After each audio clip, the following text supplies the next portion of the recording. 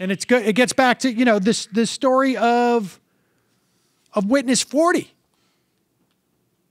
I mean, have you ever seen the compilations of how many times you hear the quotes? He did not raise his hands. Speaking of Mike Brown, he dropped his head, charged at Officer Wilson like a football player. There's nobody who's followed this story who hasn't heard that quote. And that is from Witness 40's statement.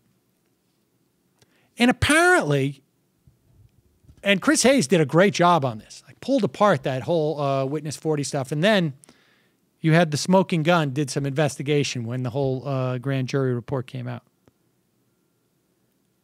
And it became clear that Witness 40 was someone who has had multiple arrests for check fraud, who has testified as a witness in another high-profile criminal case in 2007 with a story that authorities later dismissed as a complete fabrication. I mean, there's all sorts of other aspects of how Witness 40 is a joke. But here's the part that is really the sad joke. In his first public interview since announcing the grand jury decision, St. Louis County Prosecutor Robert McCulloch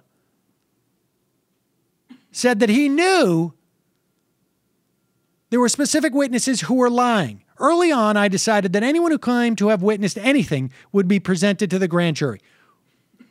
Really? What the fuck? Why didn't we fly down there? We could have just, hey, we have something to add. What possible role does this guy have but to filter out obviously false evidence? I mean, this is stunning. McCulloch said in his interview, or what he said appeared to corroborate the smoking guns investigation of this woman, McElroy, who was Witness 40. Some of the media is doing exactly what I said they would do. They pull out one witness and just latch onto that. If that's the case, then why would you let someone you knew was an obvious liar testify in front of the grand jury? McCulloch says, this is a lady who clearly wasn't present when this occurred. Her statement claims that she was. He says it's clear she was not present when this occurred. And she recounted the statement that was right out of the newspaper about Wilson's actions right down the line. This is McCulloch saying this. Even though I'm sure she was nowhere near the place. The thing that changed in her story several times was the reason she had to be in Canfield that day, he continued. How can McCulloch, who supposedly knew this, allow her to sit on that grand jury or testify in front of that grand jury? It is stunning. It is more evidence that he had one agenda and one agenda only. Well, I should make that two agendas. The first agenda is to make sure that no indictment comes out of that grand jury. The second agenda is to make sure that he has as much plausible deniability for that outcome as possible. So when people are protesting, they're not just protesting Darren Wilson.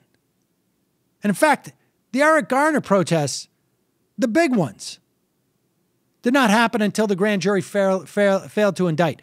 They are protesting the lack of accountability.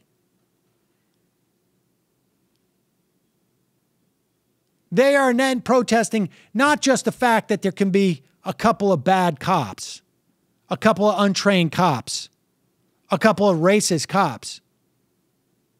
They're protesting that the system doesn't even have a mechanism to make sure that these people get away with it.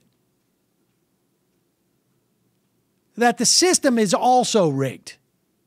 Not just that there's random people out there who criminalize black people, but that systemically, those people are not held accountable for that.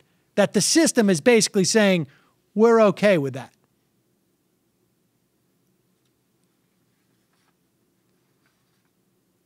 Unbelievable.